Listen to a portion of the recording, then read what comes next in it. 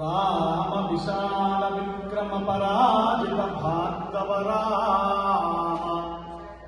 రామ విశాల విక్రమ పరాజిత భార్గవ రామ సద్గుణస్తోమ పరాంగనా విముఖ సువ్రత కామ వినీల నీరదశ్యామ కకుత్స్థవంశ కలశాంబుధి సోమ సురారి గోర్బలోద్దామ విరామ భద్రగిరి దాశరథీ కరుణాపయోనిధి. స్వస్తి శ్రీ చాంద్రమాన పరాభవనామ సంవత్సర శుభాకాంక్షలతో ఇవాళ రెండవ రోజు. ఈ వసంత నవరాత్రులు అనేవి ఎంత గొప్పవండి అంటే వసంత ఋతువు అనేది ప్రారంభమైంది. అయితే చాలామంది ఉగాది అనేది వసంత ఋతువులోనే మనకు వస్తుంది తెలుగువారికి, భారతీయులకి. చాలామంది జనవరి 1 నాడు కొత్త సంవత్సరం చేస్తూ ఉంటారు.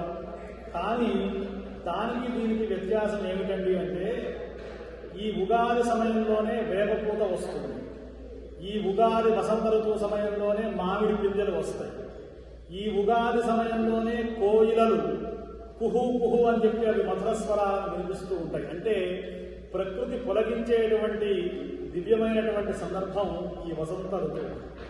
కాబట్టి మరి జనవరి 1వ తారీఖు నాడు మామిడి పిందెలు కుయ్యవు, వేపపూత రాదు, కోయిలలు కుయ్యడం అనేది అంతకంటే సాధ్యమయ్యేటువంటి పని కాదు. ఇప్పుడు ఈ మాఘమాసము ఫాల్గుణ మాసంలో చెట్లకు ఉన్నటువంటి ఆకులు మొత్తం రాలి మళ్ళా చెట్లు చిగుర్చి పూలు పూసేటువంటి ఒక దివ్యమైనటువంటి సందర్భం. అంటే ప్రకృతి మొత్తం కూడా నూతన శోభతో ఉండేటువంటి సందర్భం. కాబట్టి వసంత ఋతువు నాడు ఉగాది అనేది మనకు అనూచానంగా వస్తున్నటువంటి సాంప్రదాయం. అందుకే కృష్ణ పరమాత్మ ఏం చెప్పాడండి అంటే మాసానాం మార్గశీర్షోహం ఋతువునాం కుసుమాకరః అని చెప్పాడు. కాబట్టి ఏ ఋతువు అండి కృష్ణ పరమాత్మకు ఇష్టమైన ఋతువు అంటే వసంత ఋతువు ఆయన చాలా ఇష్టం. ఆ ఋతుస్వరూపంగా నేను ఉన్నాను అని చెప్పాడు స్వామి. అలాగే మనకు మార్గశిర మాసం మార్గడి మన వెంకటేశ్వర స్వామి దగ్గర చేస్తాం, చక్కగా ధనుర్మాసం చేస్తాం, విష్ణు సహస్రనామ పారాయణం చేస్తాం, తిరుప్పావై పారాయణం చేస్తాం. మనం పరమాత్మ యొక్క ప్రీతి కొరకు గోదారంగనాథుల కళ్యాణం చేసుకుంటాం. అట్లా ఒక్కొక్కటి భగవంతుడి యొక్క స్వరూపం. ఇవాళ రెండవ రోజు వాల్మీకి రామాయణ పారాయణం మన సాయిదత్త పీఠంలో శివ విష్ణు దేవాలయంలో అత్యద్భుతంగా సాగుతున్నది. ఏ ఘట్టంలో ఉన్నామండి అంటే మనం నిన్న ప్రారంభం చేశాం. నిన్న ఘట్టంలో శ్రీరామ జననం అయ్యింది, రాముడు పుట్టాడు.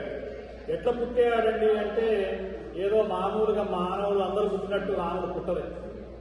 రాముడు 12 నెలలు కౌసల్యాదేవి యొక్క గర్భంలో ఉండి పుట్టాడు మానవుడు.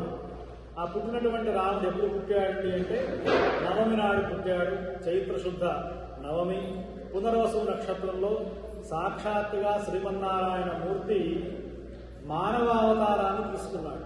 అంటే మానవులకి ఉండాలిరా బాబు అని చూపించడానికి రామో విగ్రహవాన్ ధర్మ సాధు సత్యపరాక్రమ ధర్మస్వరూపమైన మూర్తి భవించినటువంటి ధర్మస్వరూపం ఎవరండి అంటే శ్రీరామచంద్ర స్వామి.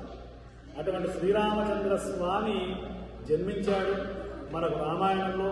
ఆయన జన్మించడానికి ముందు మరి ఈ వానరులందరూ కూడా జన్మించారు.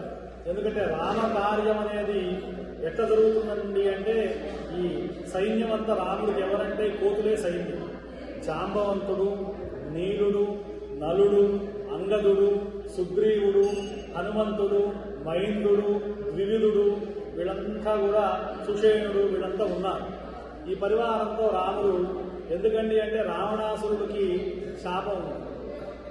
ఎవరి వల్ల ఆయనకి ముప్పు కలుగుతుందండి అంటే నరుల వల్ల, వానరుల వల్ల మాత్రమే ఆయన జయింపబడతారు. మిగతా ఏ దేవగణాలు కానీ, గంధర్వగణాలు కానీ, యక్షగణాలు కానీ ఎవరు ఆయన ఏం చేయలేదు. కాబట్టి నరులు, వానరులు. నరులు అంటే మానవులు, వానరులు అంటే మనకు తెలిసింది. కాబట్టి ఆ నరులు వానరుల చేత ఆయన, నరుడేమో శ్రీరామచంద్రుడు, వానరులేమో మనకు కోతి సమూహం అంతా మనకు ఉంది, మనకు వానర సమూహం అంతా. వీళ్ళందరూ కూడా ఒక్కొక్క దేవతా అంశతో జన్మించారండి.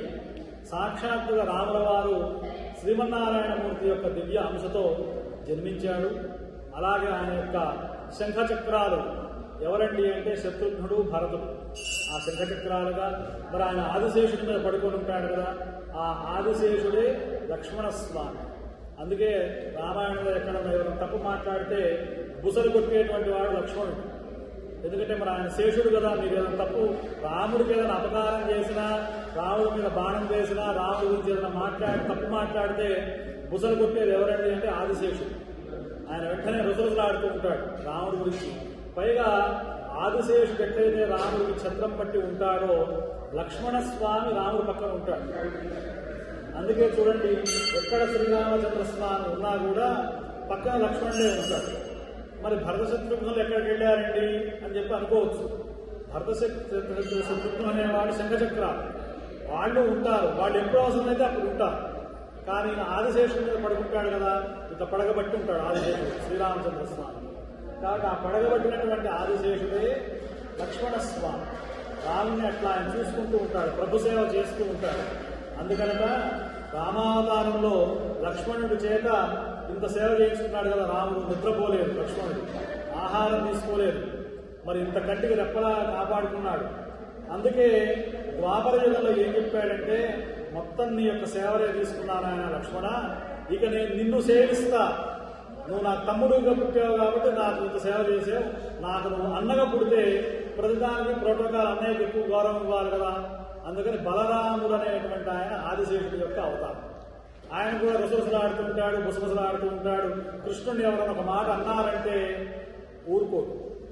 ఎందుకంటే యశోదాదేవి చిన్నప్పుడు కృష్ణ పరమాత్మ వెన్న దొంగిలించినప్పుడు వాళ్ళందరూ చెప్పారు ఏమనంటే, ఓయమ్మ నీ కుమారుడు మాయండ్లను పాలు పెరుగు మననీడమ్మా. మీ నల్లనైనటువంటి చిన్న కృష్ణుడు పరమాత్మ ఉన్నాడు కదా పిల్లవాడు, ఆయన మా ఇంట్లో పాలు తీసుకుంటాడు, పెరుగు తాగుతాడు, వెన్న తింటాడు, తిన్నంత తింటాడు, పగలగొట్టినంత పగలగొడతాడు. ఆయన ఏం చేస్తాడనేది ఆయనకే తెలియదండి. ఒకసారిట ఒక అత్తగారికి కొత్త కోడలు వచ్చింది, వాళ్ళ అబ్బాయికి పెళ్లి చేశారు, కోడలు ఇంటికి వస్తుంది కదా. ఈయన ఏం చేశాడంటే ఆ కొత్త కోడలు వచ్చినటువంటి ఇంటికి వెళ్ళి వాళ్ళ ఇంట్లో వెన్న మొత్తం తిన్నాడు. తిని వెళ్ళిపోయినాడు. అత్తగారు ఏమంటుందంటే, మన ఇంటికి ఎవరు కొత్తకు వచ్చారు, కోడలు కొత్తకు వచ్చింది కదా, కాబట్టి మా కోడలే రోజు వెన్న దొంగిలిస్తుంది, ఆ అమ్మాయి బాగా తింటున్నది వెన్న, అందుకే వెన్న మాయం వెళ్తుందని అత్తగారు అంటున్నారు. పైగా ఒకసారి ఏం చేశాడు, ఈ తింటూ వెన్న ఈ కోడలు మూతికి పూసి వెళ్ళిపోయాడు. నిద్రలో ఉన్నారు. ఇప్పుడు లేవగానే అత్తగారికి ఏమనిపిస్తుంది, నేను నిన్ను అనుకున్నాను నిజమే, మా కోడలు వెన్న తిన్నది అందుకే మూతికి వెన్న ఉంది అని అత్తగారు అనుకున్నారు. ఒకరికి అత్తగారు కోడలు కోపం చేసింది. ఇక 2 రోజులు పోయిన తర్వాత ఏం చేశాడంటే, ఈ వెన్న దొంగిలించాడు, తిన్నంత తిన్నాడు, పగలగొట్టినంత పగలగొట్టాడు, ఈ వెన్న తీసుకుపోయి అత్తగారి మూతికి రాసి నిద్రలో వెళ్ళిపోయినాడు. కోడలు లేచి, అదేంటండి నన్ను ఎట్లంటారు, మీ మూతికి వెన్న ఉంది, మీరే వెన్న దొంగిలించి తింటున్నారు, నన్నంటున్నారు అని చెప్పి కోడలు అంటారు. కాబట్టి తీరా వీళ్ళకి అర్థమైంది ఏంటంటే, ఈ కోడలు వెన్న తినట్లేదు, అత్తగారు వెన్న దొంగిలించట్లేదు, వెన్న దొంగ అయినటువంటి కన్నయ్య వేరే ఉన్నాడు. కాబట్టి ఆయన కృష్ణావతారంలో బలరాముని అంత గొప్పగా గౌరవించి సేవించాడు.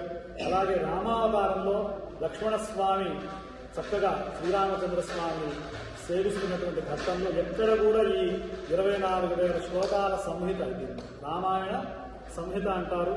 వాల్మీకి మహాముని రామాయణం ఆ పారాయణం మనకు ఈ శుభావిష్ణు దేవాలయంలో జరగడం చాలా విశేషమైనటువంటి దివ్యమైనటువంటి సందర్భం. అందరి మీద కూడా ఆ సీతారామచంద్రస్వామి అనుగ్రహం పరిపూర్ణంగా వర్షించాలి అని చెప్పి ప్రార్థిస్తూ స్వస్తి. జై శ్రీరామ్.